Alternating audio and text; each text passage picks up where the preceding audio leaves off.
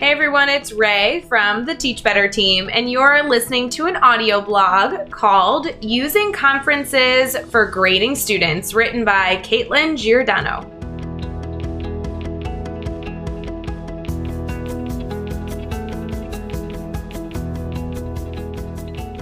In a mastery learning classroom, determining student quarter or final grades can be difficult. How do you assign a numerical value or a letter grade to a student's mastery of your content? The truth is, it's a struggle. Their progress towards the learning goals is going to look different than their peers, and quantifying that into a percentage doesn't make a lot of sense, especially when you consider growth a student is making towards a standard. For example, if one student starts with no schema or background and ends the unit with a basic understanding of a concept, they've made a lot of growth than a student who started with a basic understanding and just simply maintained it. So the question is, how do we work within a letter or percentage grading system, but still ensure we communicate students' actual learning? The answer? Grading conferences. In my middle school language arts class, I use a 4-point proficiency scale throughout the quarter. I report their summative assessment scores in their online gradebook, and I provide tons of feedback and their proficiency level on formative work. The major difference? All summative scores are weighed at 0, as in they don't count towards an overall course grade. A quarter grade or course grade is determined in the final week of the quarter. Students spend time creating a portfolio of their learning and growth on a standard we've covered during that time period. They include formative work, summative assessments, and any reassessments they've done. Once they've created their portfolio, they sign up for a conference with me. At that conference, they talk to me through their portfolio. We discuss each standard, their progress, whether they've chosen to reassess on a skill. We also discuss how they're feeling about the class and how much they've learned so far. I get a window into their perception of language arts, and they get to tell me how they're progressing. The conversations are powerful for me and for them. We dig into the meat and potatoes of their learning. At the time of the conference, I ask them one question. What grade do you think you deserve for ELA this quarter? They know this question is coming. They've prepared for it with this sheet, which outlines the 10-point grading scale and what qualifies them for each point. Students are able to articulate their mastery of their standards and then justify the reason their score should be reported in a certain way. Then are actively involved in the assessment process, and they take actual ownership of not just their learning, but their grade too. How do you set up grading conferences? This structure does require some setup and scaffolding before jumping in.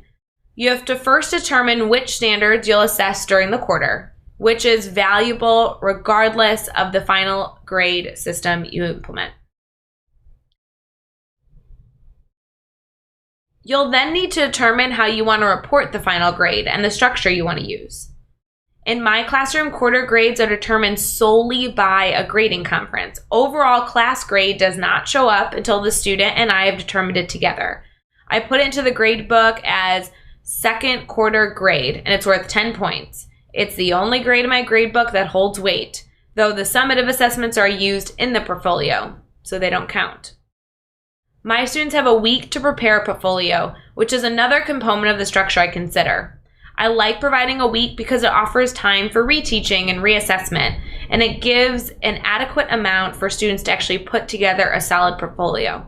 Many of my kids get creative and put together slideshows covering each standard, the activities and learning that they've done, and how it translates into the percentage they want. As with most things in my class, my students have a lot of freedom in what they do and what works for them. This is not the only way to do it, but I do believe involving students in their grade is valuable. It gives them the opportunity to show what they know and authentically reflect on their growth over the quarter. How do kids feel about grading conferences? As with every new thing in my class, I get student feedback through Google Forms. It's my favorite way to gauge how something's going in my classroom because it allows students to be honest with me and give their suggestions. After the first round, the majority of my students reported that they loved grading conferences.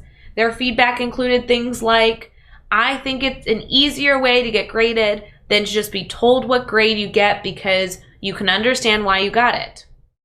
I loved it because if you believe some of your assignments were not up to your full potential, you can redo it and get a better grade. It also prepares you for interviews, which I like a lot. I loved it because I now get to explain what grade I think I deserve and why. I also like it because I feel more independent. Those that didn't like it gave me a great suggestion on how to improve, and the second quarter conferences ran much smoother. How do you communicate about grading conferences?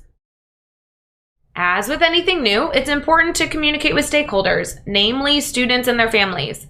My partner and I sent out videos, info guides, and emails regarding the structure. We explained the reasoning behind it and how it worked and the value of this time.